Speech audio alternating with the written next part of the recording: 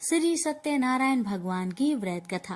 एक समय की बात है, नैमिषारण्य तीर्थ में सौनकादि 88,000 ऋषियों ने श्री सूत जी से पूछा, हे प्रभु, इस कलयुग में वेद विद्या रहित मनुष्य को प्रभु भक्ति किस प्रकार मिल सकती है तथा उनका उद्धार कैसे होगा? हे मुनि श्रेष्ठ, कोई ऐसा तप बताइए जिससे थोड़े समय में ही पुण्य मिले और मनोवांछित फल भी मिल जाए। इस प्रकार की कथा सुनने की हम इच्छा रखते हैं। सर्व शास्त्रों के ज्ञाता सूत जी बोले, हे वैष्णवों, मैं पूज्य आप सभी ने प्राणियों के हित की बात पूछी है, इसलिए मैं एक श्रेष्ठ व्रत को आप लोगों को बतलाऊंगा, जिसे नारद जी ने लक्ष्मी नारायण जी से पूछा था और लक्ष्मीपति ने मुनि श्रेष्ठ नारद जी से कहा था। आप सब इसे ध्यान से सुनिए। एक समय की बात है, योगीराज नारद जी दूसरों के हित की इच्छा लिए अनेकों लोकों में घूमते हुए मृत्यु लोक में आ पहुंचे। यहाँ उन्होंने अनेक योनियों में जन्मे प्राय सभी मनुष्यों को अपने कर्मों द्वारा अनेकों दुख से पीड़ित देखा। उनका दुख देख नारद जी सोचने लगे कि कैसा यत्न किया जाए जिसके करने से निश्चित रूप से मानव के दुखों का अंत हो जाए। इसी विचार पर मनन करते हुए वह विष्णु लोक में गए। वह देवों के इस भगवान नारायण की स्तुति करने लगे, जिनके हाथों में शंख, चक्र, गदा और पद्म थे, गले में वरमाला पहने हुए थे। स्तुति करते हुए नारद जी बोले, हे भगवान, आप अत्यंत शक्ति से संपन्न हैं। मन तथा वाणी भी आपको नहीं पा सकती है। आपका यदि मध्य तथा अंत नहीं है, निर्गुण स्वरूप सृष्टि के कारण भक्तों के दुख को दूर करने वाले आपको मेरा नमस्कार है।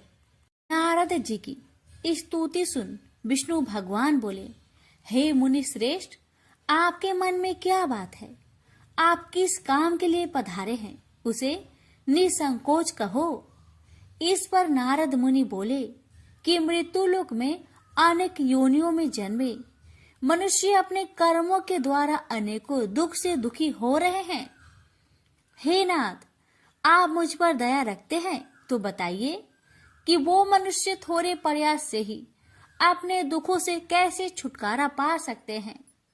श्री हरि बोले, हे नारद, मनुष्य की भलाई के लिए तुमने बहुत ही अच्छी बात पूछी है, जिसके करने से मनुष्य मोह से छूट जाता है। वह बात मैं कहता हूँ, उसे सुनो। स्वर्ग लोक व मृत्यु लोक दोनों में एक दुर्लभ उत्तम व्रत है जो पुण्य देने वाला है। आज प्रेम वश होकर मैं उसे तुमसे कहता हूँ। श्री सत्यनारायण भगवान का यह व्रत अच्छी तरह विधान पूर्वक करके मनुष्य तुरंत ही यहाँ सुख भोग कर मरने पर मोक्ष पाता है। श्री हरि के वचन सुन नारद जी बोले कि उस व्रत का फल क्या है और उसका विधान क्या है। यह व्रत किसने किया था, इस व्रत को किस दिन करना चाहिए, सभी कुछ विस्तार से बताए।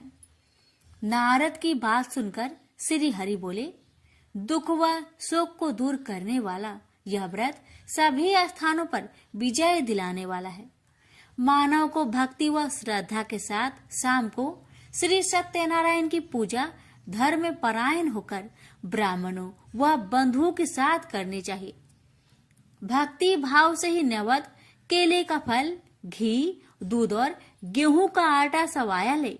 गेहूं के स्थान पर साठी का आटा, शक्कर तथा गुड़ लेकर वह सभी भक्षण योग्य पदार्थों को मिलाकर भगवान का भोग लगाए। ब्राह्मणों सहित बंधु बांधवों को भी भोजन कराए। उसके बाद स्वयं भोजन करे और भजन कीर्तन के साथ भगवान की भक्ति में लीन हो जाए। इस तरह से सत्यनारायण भगवान का यह व्रत करने पर मनुष्य की सारी इच्छाएं निश्चित रूप से ही पूरी होती है।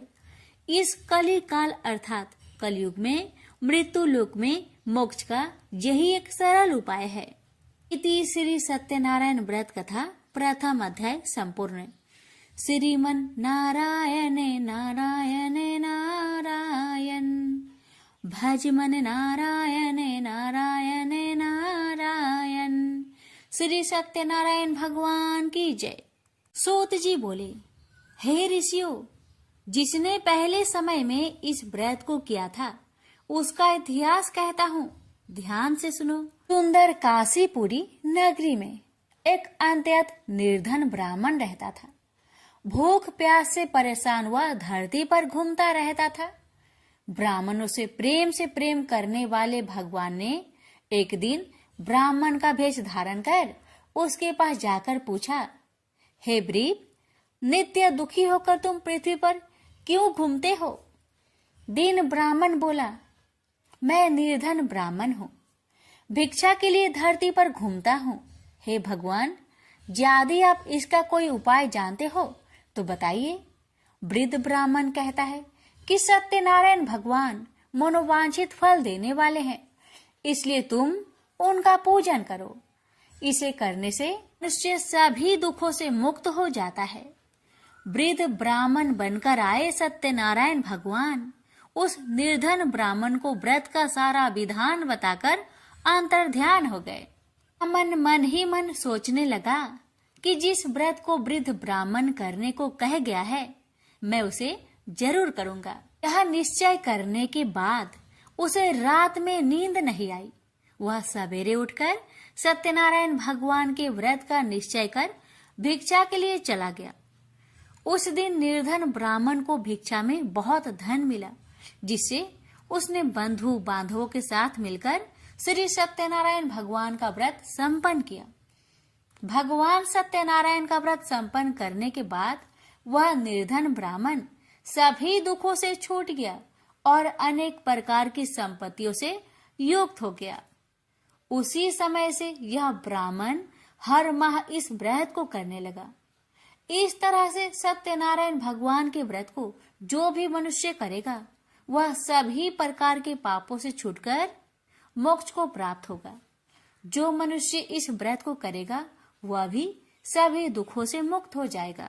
सूत जी बोले कि इस तरह से नारद जी से नारायण जी का कहा हुआ श्री सत्यनारायण व्रत को मैंने तुमसे कहा। हे ब्रीपो, मैं अब और क्या कहूँ? ऋषि बोले, हे मुनिवर, संसार में उस ब्रीप से सुनकर और किस किस ने इस व्रत को किया, हम सब इस बात को सुनना चाहते हैं। इसके लिए हमारे मन में श्रद्धा का भाव है।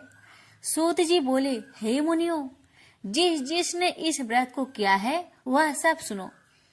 एक समय वही ब्रीप धन व ऐश्वर्य के अनुसार अपने बंधु बांधवों के साथ इस व्रत को करने को तैयार हुआ। उसी समय एक लकड़ी बेचने वाला बूढ़ा आदमी आया और लकड़ियां बाहर रखकर अंदर ब्राह्मण के घर में गया। प्यास से दुखी वह लकड़हारा उनको व्रत करते देख ब्रीप को नमस्कार कर पूछने लगा कि आप यह क्या कर रहे हैं तथा इसे करने से क्या फल मिलेगा, कृपया मुझे भी बताइए। ब्राह्मण ने कहा कि सब मनोकामनाओं को पूरा करने वाला यह सत्यनारायण भगवान का व्रत है। इनकी कृपा से ही मेरे घर में धन्य धान्य आदि की वृद्धि हुई है। ब्रीप से सत्यनारायण व्रत के कथा के बारे में जानकर लकड़हारा बहुत प्रसन्न हुआ। चरणामृत लेकर वह प्रसाद खाने के बाद वह अपने घर गया। लकड़हारे ने अपने मन में संकल्प किया कि आज लकड़ी बेचने से जो धन मिलेगा उसी से श्री सत्यनारायण भगवान का उत्तम व्रत करूंगा। मन में इस विचार को ले बूढ़ा आदमी सिर पर लकड़ियां रख उस नगर में बेचने गया जहां धनी लोग ज्यादा रहते थे। उस नगर में उसे अपनी लकड़ियों का दाम पहले से 4 गुना अधिक मिलता है। बूढ़ा प्रसन्नता के साथ दाम लेकर केले, शक्कर, घी, दूध, दही और गेहूं का आटा ले और सत्यनारायण भगवान की व्रत की अन्य सामग्रियां लेकर अपने घर गया। वहां उसने अपने बंधु बांधवों को बुलाकर विधि विधान से सत्यनारायण भगवान का पूजन और व्रत किया। इस व्रत के प्रभाव से वह बूढ़ा लकड़हारा धन पुत्र आदि से युक्त होकर संसार के समस्त सुख भोग अंत काल में बैकुंठ धाम को चला गया। इति श्री सत्यनारायण व्रत कथा दूसरा अध्याय संपूर्ण। श्रीमन नारायण नारायण नारायण भज मन नारायण नारायण नारायण। श्री सत्यनारायण भगवान की जय। सूत जी बोले, हे श्रेष्ठ मुनियों, अब आगे की कथा कहता हूँ। पहले समय में उल्कामुख नाम का एक बुद्धिमान राजा था। वह सत्य वक्ता और जितेंद्रिय था। प्रतिदिन देव स्थानों पर जाता और निर्धनों को धन देकर उनके कष्ट दूर करता था। उसकी पत्नी कमल के समान मुख वाली तथा सती साध्वी थी। भद्रशिला नदी के तट पर उन दोनों ने श्री सत्यनारायण भगवान का व्रत किया। उसी समय साधु नाम का एक वैश्य आया। उसके पास व्यापार करने के लिए बहुत सा धन भी था। राजा को व्रत करते देखकर वह विनय के साथ पूछने लगा, हे राजन, भक्ति भाव से पूर्ण होकर आप यह क्या कर रहे हैं? मैं सुनने की इच्छा रखता हूँ, तो आप मुझे बताए। राजा बोले, हे साधु, अपने बंधु बांधवों के साथ पुत्र आदि की प्राप्ति के लिए एक महाशक्तिमान श्री सत्यनारायण भगवान का व्रत व पूजन कर रहा हूँ। राजा के वचन सुन साधु आदर से बोला, हे राजन, मुझे इस व्रत का सारा विधान कहिए। आपके कथा अनुसार मैं भी इस व्रत को करूंगा। मेरी भी संतान नहीं है और इस व्रत को करने से निश्चित रूप से मुझे संतान की प्राप्ति होगी। राजा से व्रत का सारा विधान सुनकर व्यापार से निवृत्त हो वह अपने घर गया। साधु वैश्य ने अपनी पत्नी को संतान देने वाले इस व्रत का वर्णन कह सुनाया और कहा कि जब मेरी संतान होगी तब मैं इस व्रत को करूंगा। साधु ने इस तरह के वचन अपनी पत्नी लीलावती से कहे। एक दिन लीलावती पति के साथ आनंदित हो सांसारिक धर्म में प्रवृत्त होकर सत्यनारायण भगवान की कृपा से गर्भवती हो गई। 10वें महीने में उसके गर्भ से एक सुंदर कन्या ने जन्म लिया।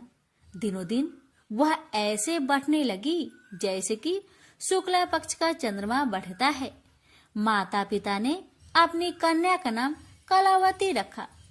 एक दिन लीलावती ने मीठे शब्दों में अपने पति को याद दिलाया कि आपने सत्यनारायण भगवान के जिस व्रत को करने का संकल्प किया था उसे करने का समय आ गया है। आप इस व्रत को करिए।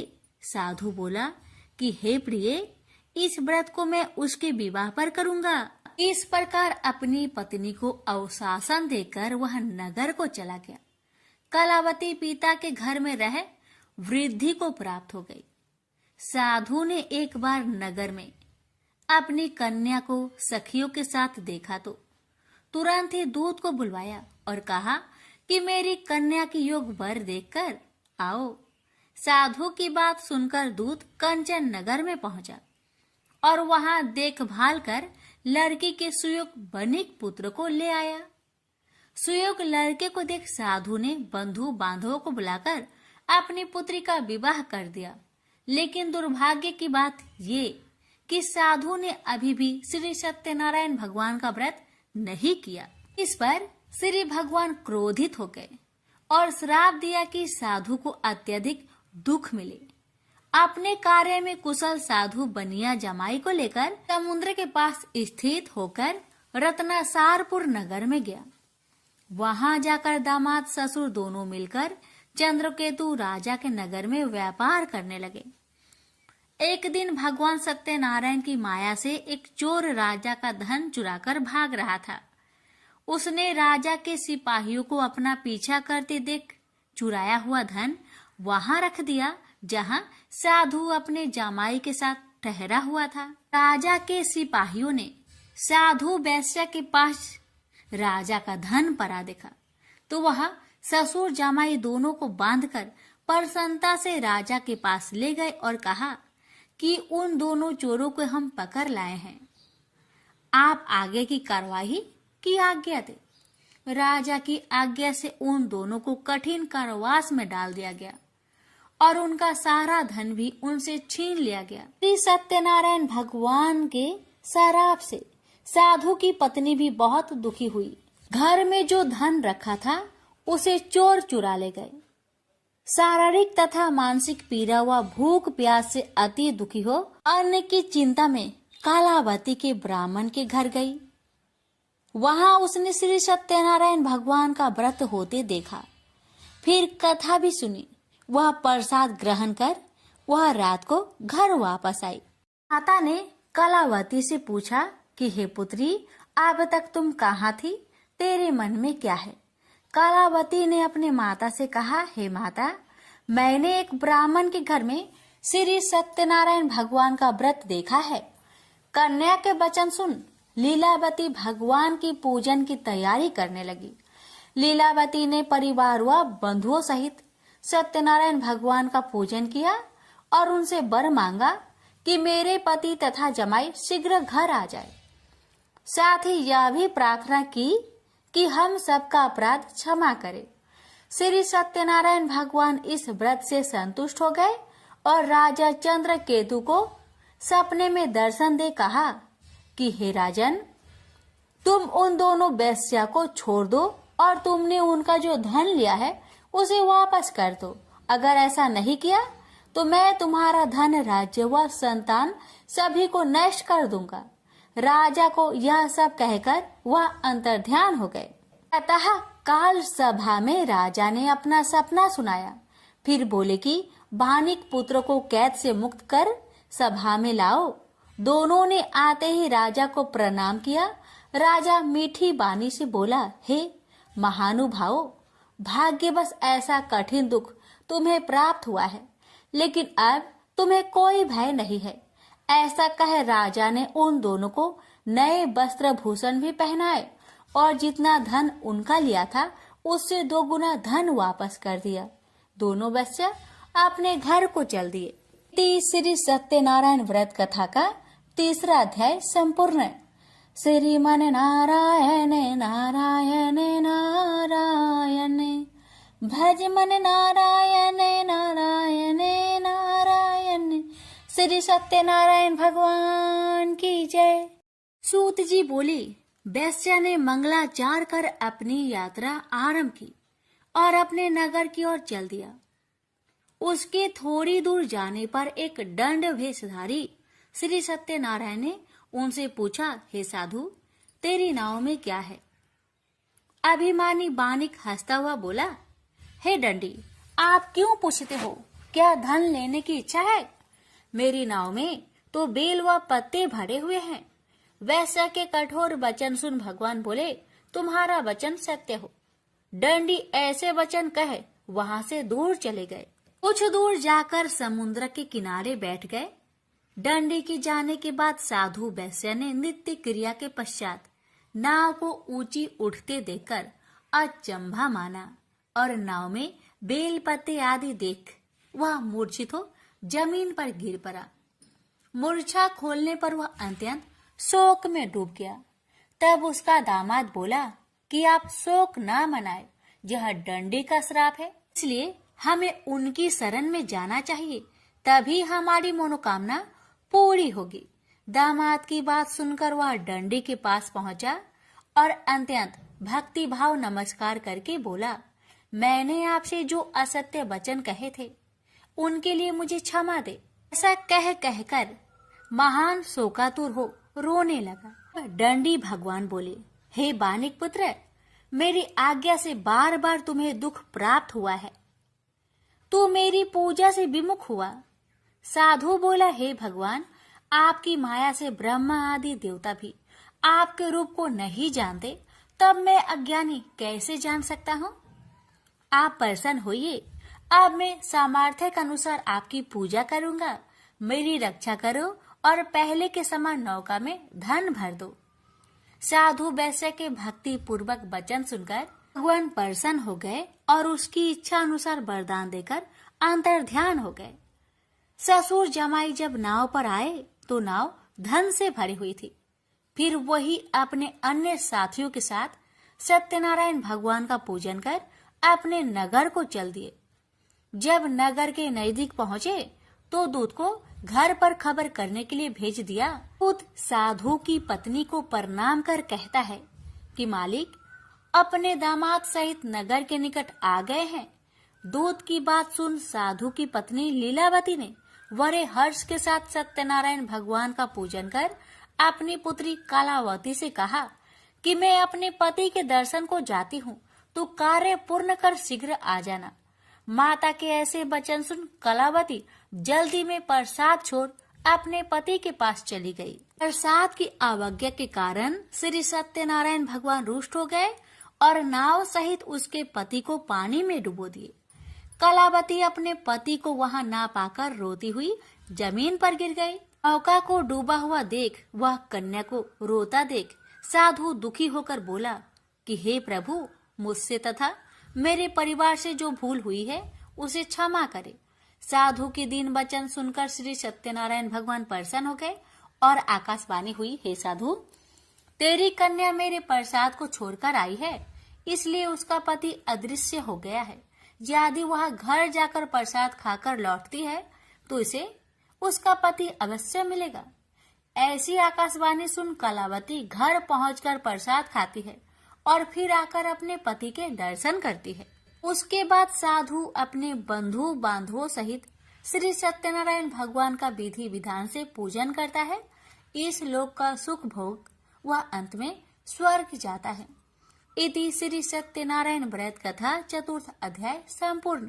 श्रीमन नारायणे नारायणे नारायणे भज मन नारायणे नारायणे नारायण। श्री सत्यनारायण भगवान की जय। श्री सूत जी बोले, हे ऋषियों, मैं और भी एक कथा सुनाता हूँ, उसे भी ध्यान पूर्वक सुनो। प्रजा पालन में लीन तुंगध्वज नाम का एक राजा था। उसने भी भगवान का प्रसाद त्याग कर बहुत ही दुख प्राप्त किया।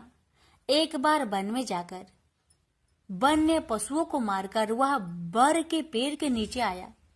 वहां उसने ग्वालों को भक्ति भाव से अपने बंधुओं सहित सत्यनारायण भगवान का पूजन करते देखा। अभिमान बस राजा ने उन्हें देखकर भी पूजा स्थान में नहीं गया, न ही उसने भगवान को नमस्कार किया। ग्वालों ने राजा को प्रसाद दिया, लेकिन उसने वह प्रसाद नहीं खाया और प्रसाद को वही छोड़कर वह अपने नगर को चला गया। जब वह नगर में पहुंचा तो वहां सब कुछ तहस नहस हुआ पाया, तो वह शीघ्र ही समझ गया कि यह सब भगवान ने ही किया है। वह दोबारा ग्वालों के पास पहुंचा और विधि पूर्वक पूजा कर प्रसाद खाया, तो श्री सत्यनारायण भगवान की कृपा से सब कुछ पहले जैसा हो गया। दीर्घ काल तक सुख भोगने के बाद मरोना उपरांत उसे स्वर्ग लोक की प्राप्ति हुई। तो मनुष्य परम दुर्लभ इस व्रत को करेगा तो भगवान सत्यनारायण की अनुकंपा से उसे धन्य धान्य की प्राप्ति होगी। निर्धन धनी हो जाता है और भय मुक्त हो जीवन जीता है।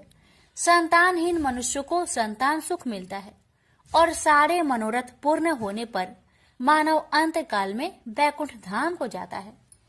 सूत जी बोले, जिन्होंने पहले इस व्रत को किया है, अब उनके दूसरे जन्म की कथा कहता हूँ।